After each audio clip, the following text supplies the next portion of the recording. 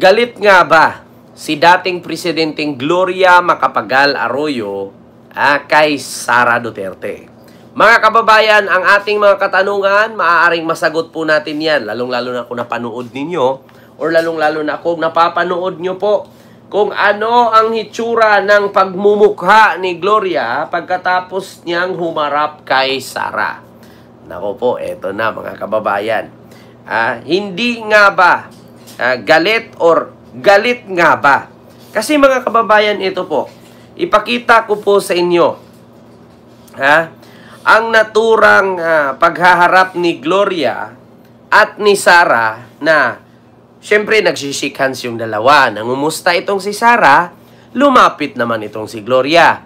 Ngunit sapagkat bagamat mga kababayan, kung naalala ninyo mga kababayan, umattend po si Sara sa Kongreso dahil sa kanyang budget deliberation sa 2026 budget ng Office of the Vice President.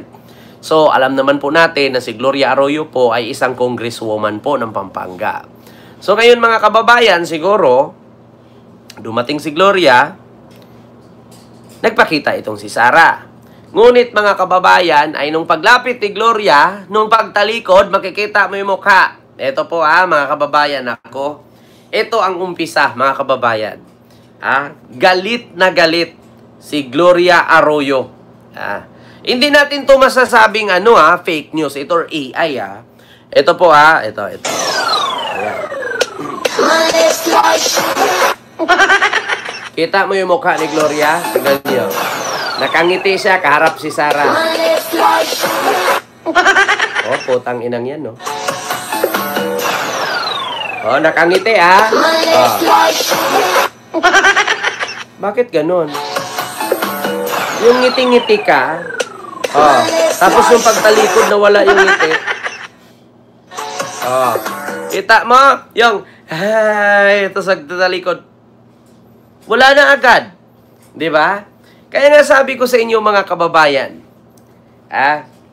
hindi nga ba kaya dahil galit si Gloria dahil sa ay nako, Diyos ko mga kababayan. Sabi ko sa inyo mga kababayan, si Gloria po ay isang advisor ni Sara. Sa mga hindi po nakakaalam, si Gloria po, ano yun, The Flash?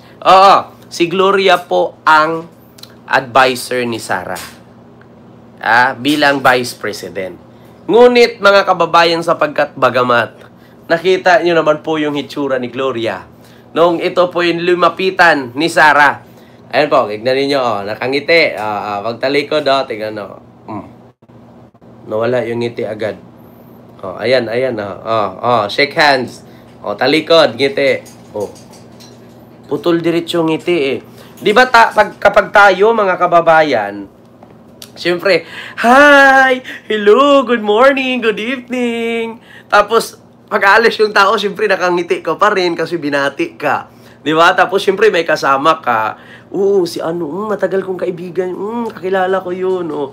Si Gloria pagtalikod, wala na agad. Di ba? Doon mo mapapatunayan mga kababayan, no? Na hindi man natin alam yung rason ni GMA kung bakit ngiti sabay kay Sara. Hindi nga ba mga kababayan na iirita na si Gloria kay Sara? Kasi sa totoo lang mga kababayan, si Gloria Arroyo po, napakamatalino po niyan. Napakatalino po niyan. Ano po yun, Thomas? Napakatalino yan. Naaburido, Ma'am Ana Estrabon. Di ba, Sir Michael Villarin? Napakatalino ni Gloria. Siguro, advisor ni Sara si Gloria. Tapos, napanood niya siguro na she may not like my answer. She may not like me. She may not like... Alam mo, minsan siguro, actually, si Gloria po, napakatalino po niyan. Actually, kaklase po ni Gloria Arroyo ay si Barack Obama. Barack Obama, President Pinoy, di ba? Ano ba ang ikinagalit ni GMA kay Lustay? Alam nyo po yan, Sir Rizal. Alam nyo yan, darating din ang panahon dyan. Kasi bakit? siguro, nagalit si Gloria dahil di ba yung plano nila na patalsikin si Martin Romualdez, patalsikin si Martin, papalit si Gloria, si Sara maging presidente, i-impeach si BBM. Ngunit mga kababayan, hindi po nangyari yun. Bakit? Kasi ganito po. Kung naalala ninyo noon mga kababayan, ako mismo, nakarinig at nakarating po sa akin yung haka-haka po mga kababayan na planado nga nila Digong, nila Gloria, nila Sara at ng mga DDS na si PBBM 3 buwan lang daw yung uupo, mai-impeach din yan. Actually mga kababayan, meron nga yan silang meeting sa Rockwell Tanong nyo kay Sir Nino Barsaga. May meeting po yan sila sa Rockwell na malayo lang daw 3 buwan, kapag naging House Speaker si Gloria, mapapatalsik na daw nila si PBBM. Ngunit mga kababayan, sa kasawiang palad, hindi po naging House Speaker si Gloria at si Martin Romualdez po ang naging House Speaker. Ngunit ngayon mga kababayan, ay hindi na si Romualdez ang Speaker, may bagong version na naman si Sara. No, may bagong version si Pulong, si Sara. Kasi kung naalala ninyo mga kababayan, mamaya pag-uusapan natin yan, yung bagong version ni Sara. Hindi nila tanggap na bumaba si Romualdez at pinalitan ni D. Hindi nila tanggap. Ngayon, mga kababayan, so, kung naalala ninyo, planado po talaga ni Digong. Kaya nga, sa totoo lang, di ba? Sa totoo lang mga kababayan, yan ang sabi ni Digong. Una pa lang election 2022 presidential election, anong sabi ni Digong? Meron tayong presidente na nagkukukin sa eroplano. Hindi ko siya gusto kasi weak siya. Weak leader yan. Adik yan, bangag. Yan ang sabi ni Digong. Kaya never niyang iprinomote si Bongbong. Mga kababayan. At yung time na yan, mga kababayan, magkaaway po si Sara at si Digong. Yung mag-ama. Ma'am Lily Turini, Miglab shoutout po. Diba? Magkaaway po ang mag-amang Sara Duterte at Digong at the time, 2022 election. Ayaw nga sana ni Sara tumakbong Vice President. Ngunit sa ginawa ni Digong na binaboy niya si PBBM noong 2022 kasagsagan ng eleksyon, galit si Sara sa kanya. Yun ang totoo. Kaya mga kababayan, para makabawi itong si Digong, kasi di ba ang pambato ni Digong noon si Bongo. Kita nyo si Bongo, tapos si Bongo nag-withdraw, pinagbigyan para manalo si BBM at si Sara. Alam nyo ba na isa sa plano ni Digong, mga kababayan, ay gawin ang September 21 na protest day. Hindi siya holiday. Pero ginawa ni Digong nung siya ang presidente, ang September 21 ay protest day protesta, araw ng protesta para sa gobyerno, mga kasundaluhan, kapulisan na may mga hinanakit sa bansa. Ginawa ni Digong yan, panghanda niya pagdating ng 2025 para mapatalsik si Marcos. Totoo yan, mga kababayan. Sabi ko sa inyo, yung plano ni Duterte sa Rockwell meeting nila na pababain si Marcos, ang dami nilang agenda. Meron silang plan A, plan B, plan C, plan A, plan D, plan F. Mga ganun-ganun. Mga kababayan, napakaraming plano ni Digong. Yung plano ni Digong na A, B, C, D, A, mga kababayan, ABCDE, pumalpak. Alam nyo kung bakit? Dahil siya po ay nakulong. So, paano ko nasabi na totoo na pinagplanuhan nilang patalsikin si Marcos Jr.? Totoo yan. Bakit? Ito ipaparinig ko sa inyo mga kababayan.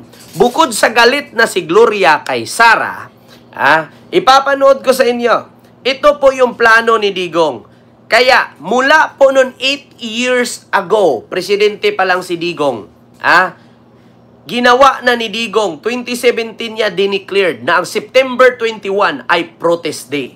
Para kalabanin si Marcos ng sambayanang Pilipino para mapatalsik. Kasi hindi kasi kaya ni Digong na pabagsakin si Marcos. Kasi alam ni Digong na mas nauna ang loyalista kaysa sa DDS. Ang pagkamali lang ni Digong, mga kababayan, ang akala niya, kakampihan siya ng mga dilawan.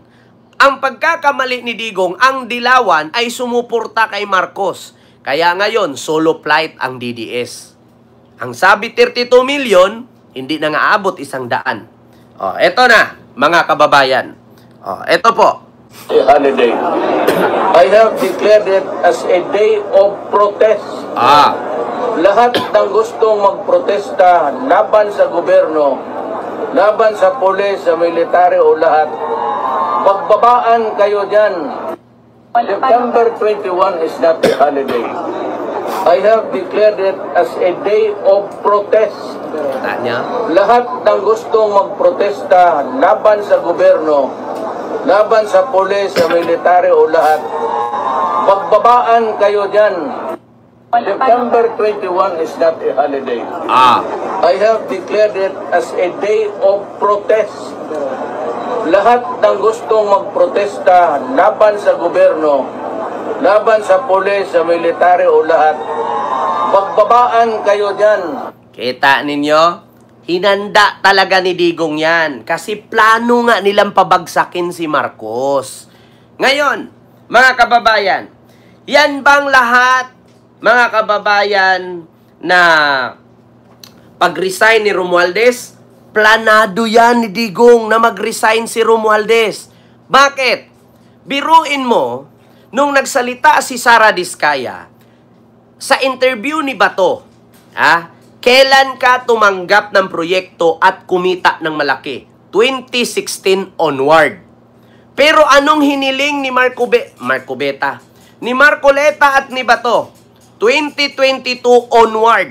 So ngayon, nilabas si Diskaya ang 17 pangalan ng mga kongresista, dinawit si Romualdez, dinawit si Saldico. So ngayon, mga kababayan, nagkatugma rin na mayroong protesta ang Indonesia, mayroong protesta ang Nepal. So, ang nangyari, mga kababayan, para hindi mangyari, no? Ang nangyari sa Indonesia, bumaba si Romualdez. Diba? Kaya, mga kababayan, planado nila yan. Kasi nga, kapag bumaba si Romualdez, wala ng power ang Congress, mapa-impeach na daw. Mapa-impeach na si Marcos. Kaya nga ang September 21, magkikita-kita daw sila sa Luneta. Bagsasanib puwersa para kalabanin ang gobyerno. Pababain si Marcos para paupuin si Sara. Nako po, mga kababayan, tama ba ako? Kaya nga, mga kababayan, sabi ko sa inyo, kapag hindi na si Romualdez ang House Speaker, at ang House Speaker ay pabor sa mga Duterte, may possibility na ma-impeach si Marcos Jr. Kita, no, mga kababayan? Kaya, ano sabi ni Digong? Pakinggan ninyo. September 21 is not a holiday. I have declared it as a day of protest. Lahat ng gustong magprotesta laban sa gobyerno, laban sa pulis, sa military o lahat, magbabaan kayo dyan. September 20. Kita ninyo? Planado nga. Ang problema, paano kayo magbabaan, mga pulis, mga sundalo? Paano kayo magprotesta? Diba? Ganyan sila. Ma'am Christine, biruin mo kung gaano ka katagal. Mamamatay na lang si Digong pero yung plano niya sinusunod pa rin nila. Diba? Kasi puon nila yan Puon nila yan. Planado nila yan. Hindi kasi nila mapatalsik. Like po tayo, mga kababayan. Bakit, mga kababayan? Ito yung sunod. Anong sabi, mga kababayan, anong sabi nung kay Marcoleta? Pakinggan ninyo si Jam Magno, mga kababayan. Ito wait lang. Pakinggan ninyo si Jam Magno kung anong reaksyon ni Jam Magno mga kababayan. Patungkol kay Marcoleta. Para malaman ninyo na konektado nga na planado nila para mag-resign si Romualdez. Ganyan sila kasama. Di ba? Hindi kasi nila talaga tanggap na makabalik si Marcos.